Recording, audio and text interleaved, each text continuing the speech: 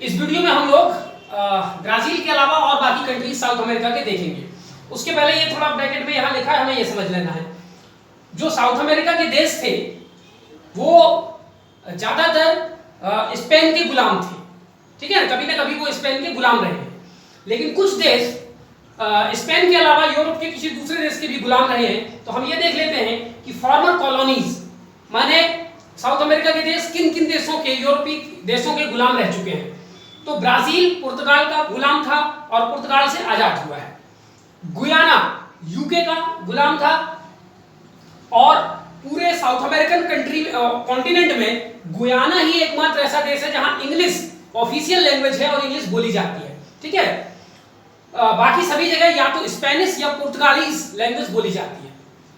Suriname Netherlands का गुलाम था और बाकी जितने बच गए तो 12 देश हैं ऑफिशियली जो सॉवरेन कंट्रीज हैं, उनमें से ब्राजील और गुयाना और नीदरलैंड तीन को हटा दो तो बाकी जो 9 कंट्रीज बचे वो सब के सब स्पेन के जो थे गुलाम थे और उन सभी में जो ऑफिशियल लैंग्वेज है वहां की वो स्पेनिश लैंग्वेज है, ठीक है। पुर्तगाल में, ब्राजील में पोर्चुगीज लैंग्वेज है। सूरीनाम में भी जो ऑफिशियल लैंग्वेज है वो स्पेनिश है, भले ही वो नीदरलैंड का गुलाम रहा है, ठीक है। और गुयाना एकमात्र ऐसा देश है जो कि अंग्रेजी बोलता है वहां पर, ठीक।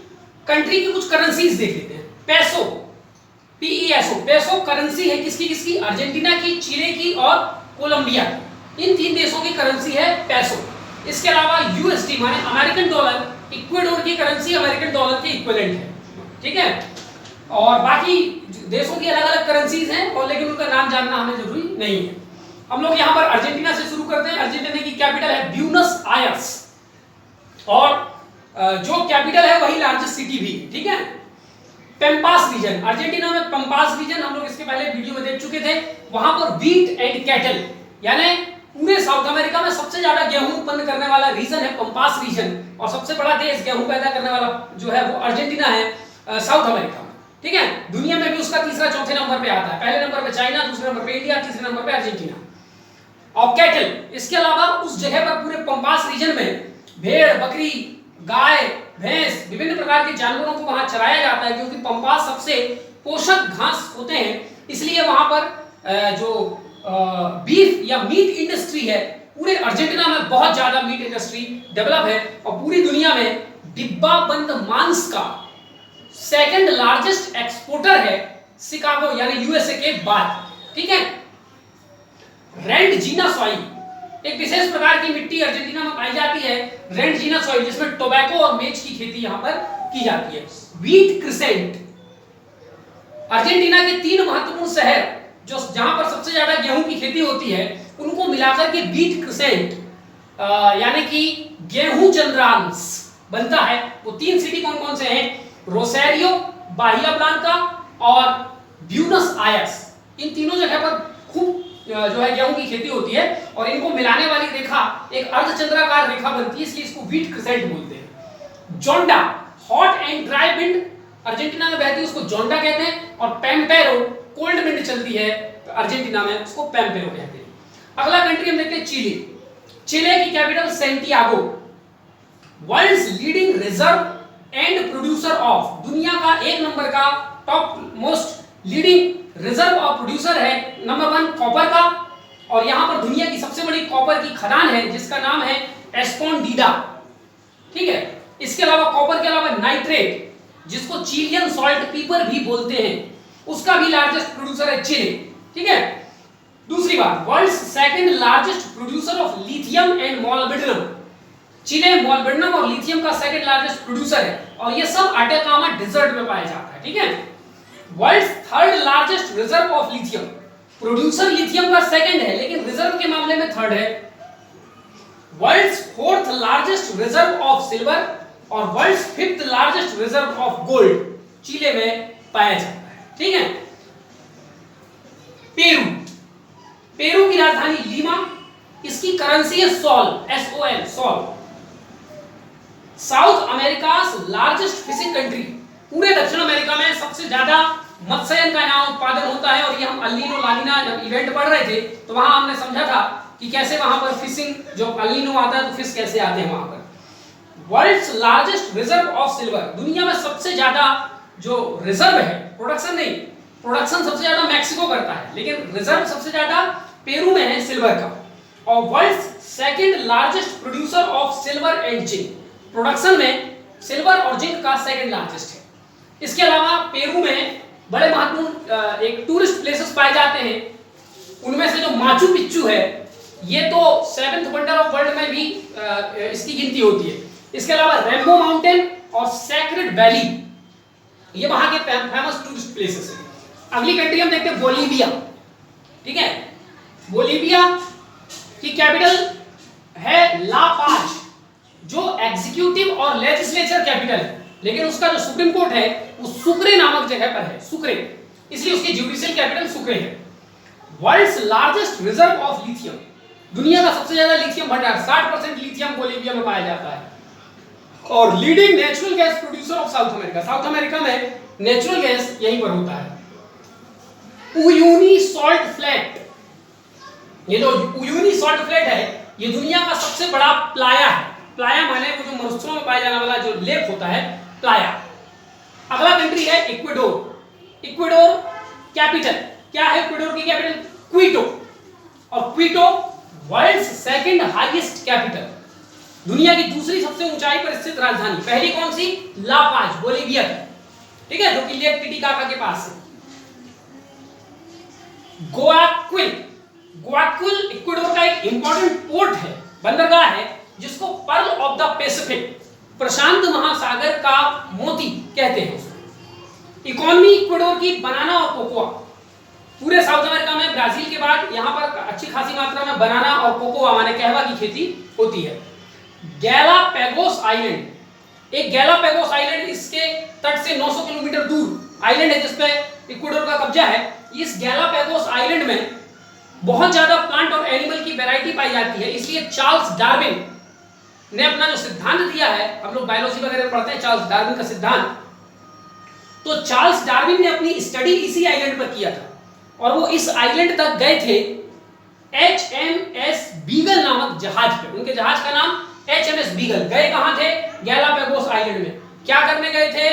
वो नेचुरल थ्योरी की स्टडी करने के लिए गए थे, ताकि विभिन्न प्रकार के प्लांट और स्पीसीज का स्टडी करके थ्योरी ऑफ नेचुरल सिलेक्शन नामक थ्योरी डार्विन ने दिया है, जिसको डार्विन का सिद्धांत भी कहते हैं। पराग्वे, नेक्स्ट कंट्री है Paraguay, capital Asuncion, world's second largest producer of stevia. Stevia एक प्रकार का जेमस्टोन होता है, ठीक है, स्टीविया।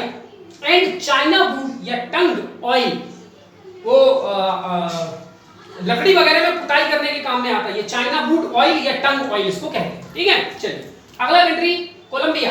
कोलंबिया की राजधानी Bogota. Only south America country borders both Pacific and Atlantic ocean, south America का एकमात्र देश जिसकी बॉर्डर प्रशांत महासागर और अटलांटिक महासागर दोनों से लगती है। World's second largest producer and exporter of coffee, coffee का second largest producer and exporter दोनों हैं ब्राजील के बाद। अगली country Venezuela, capital Caracas. South America's largest petroleum producer and world's cheapest petroleum, यानी साउथ अमेरिका में सबसे ज्यादा कच्चे तेल का उत्पादन यहाँ होता है और दुनिया का सबसे सस्ता तेल यहाँ बिकता है, और इसके अलावा ये पूरी दुनिया में तेल का एक्सपोर्ट भी करता है, इसीलिए ये ओपेक का मेंबर है।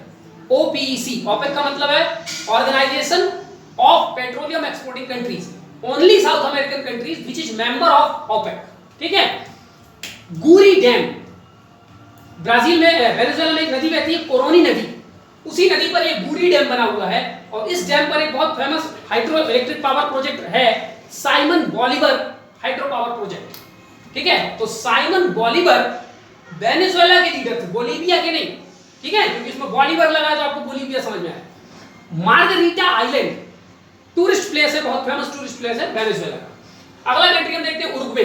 उरुग्वे की कैपिटल मोंटेविडियो, जहां दुनिया का पहला football world cup, FIFA world cup पहला मोंटेविडियो उरुग्वे में हुआ था। World's largest per capita meat consumption, पूरी दुनिया में सबसे ज्यादा मीट खाने वाले लोग उरुग्वे में हैं, पर कैपिटा प्रति व्यक्ति मीट का कंजप्शन सबसे ज्यादा उरुग्वे में है।